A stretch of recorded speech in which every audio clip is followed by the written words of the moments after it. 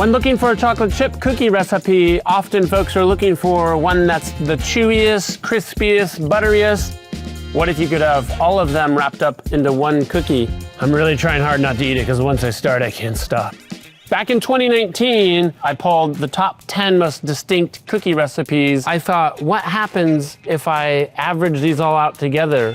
Enter the ultimate average chocolate chip cookie. It doesn't smell average. Well, you don't have to make any sacrifices and you can have the best properties from all cookie wrapped up into one. That's this, the ultimate average cookie.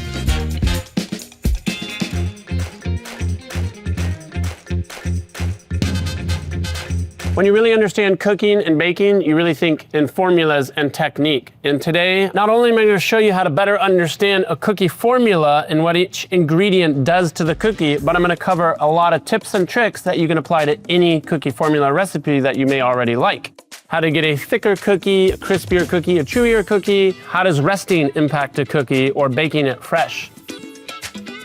Normally, when you would mix a cookie dough, you cream your fat and your sugar and then your eggs before you add anything else. But with doughs that are so enriched, you don't have to do that with this recipe. You can just throw everything in the bowl and mix it together and it's gonna come out perfectly. So there's no stressing about like perfect creaming, emulsifying, or anything like that. The bread flour is gonna give us some chew and stretch in the cookie.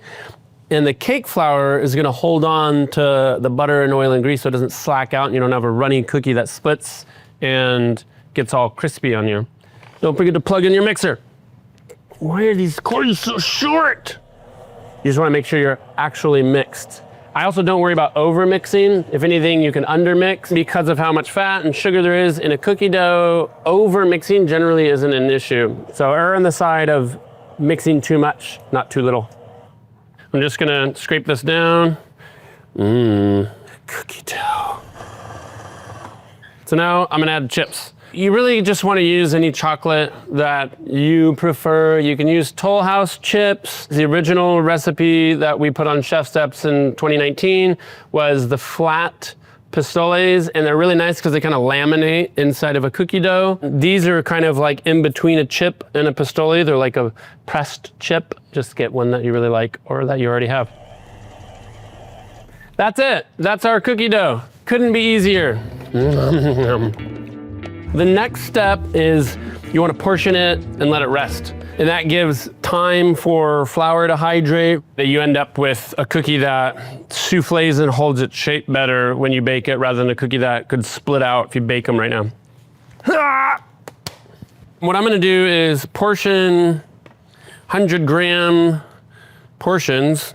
Then I'm gonna do a little shaping on them.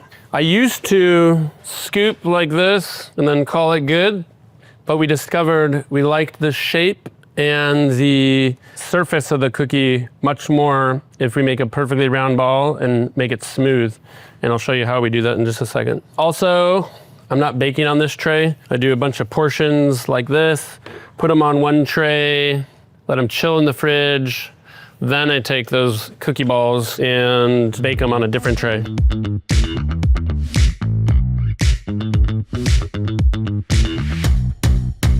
From here, just make a nice little ball. You can use a little spray or oil if you need to. I have very hot hands, so it kind of melts the fats. This makes a big difference with how it bakes. It'll bake with less spread and how far it runs on the tray. So less spread and a thicker foot or an edge. So instead of a cookie that comes down and runs like this, it'll be like nice and thick on the edge. No secrets here. Again, I'm just trying to get a nice round ball and then they go in the fridge or freezer. So from here, plastic wrap, fridge, couple hours, overnight. That makes a thicker, more even cookie because the flour hydrates even more. That's it, donezo. This dough has rested overnight. You know, if you're going for volume, you're always gonna need a bigger oven. There's no way around it. If you're going for perfection and convenience, precision toaster oven's great. What I'm gonna do is, for the toaster oven, I'm gonna bake 3 cookies in a tray. For this big guy, you can do something like, 1, 2. You basically just want the cookie as far away from anything as you can. So these guys are ready to go in the oven. The countertop ovens, there's just more energy to go around, better airflow, 350, 12 minutes. These guys, you know, you could probably get away with 4 sheets of cookies in this oven for a nice even bake. And these guys can hang out for another tray. Okay, so there's 3 minutes left on these cookies. You can see that big high-rise dome in the middle. They look like volcanoes right now. It's still very raw in the middle. And the cookie's still thawing out, melting. You can see how dark brown the edge is getting. That's set and it's not going anywhere. So from here on out, you're really just baking the cookie through, and that's about doneness. I would say 1 more minute. So let's grab the cookies. You can look at the edges here. It's like lifting up from the edge. The whole cookie's pretty much lifting up, and that tells you it's cooked on the bottom. It's gonna stay together.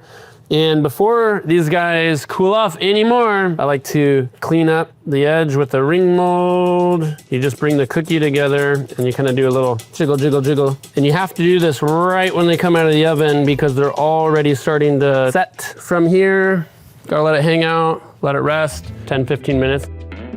We've baked our cookies. These guys have come out of the oven about 10 minutes ago. When you pick them up, the middle sinks down, so they're not set yet, right? So the fat's still too hot, the starch in them hasn't completely gelled up, they need to cool more. These guys have been out for about 45 minutes, and this is where I think they're perfect. You can pick up the whole cookie, chocolate's still melty, but the structure around the chocolate is set. You can see the cookie doesn't have a big spread, so it doesn't have this thin, crispy skirt around it. So we've got a nice, consistent edge, which in my mind is just about bite and eating experience. So it's toothsome all the way around, doesn't have the crispy crumbs. It's got a little bit more glassy sugariness on the surface, and that's from the rolling. Should we crack it open? It's not totally falling apart, like it has some structure and opinion. You can see this is souffled and totally baked, and that's where a lot of our crispy crunchy comes from. And then towards the middle of the cookie, I've got just a bit of like that ooey gooiness. So we've got chew, we've got crispy, we've got gooey, we've got toasty, we've got structure. This is a very, very special cookie.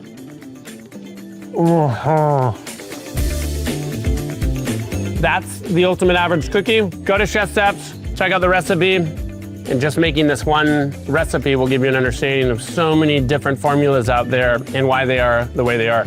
So go to chefsteps.com for more. Oh my God! Ah!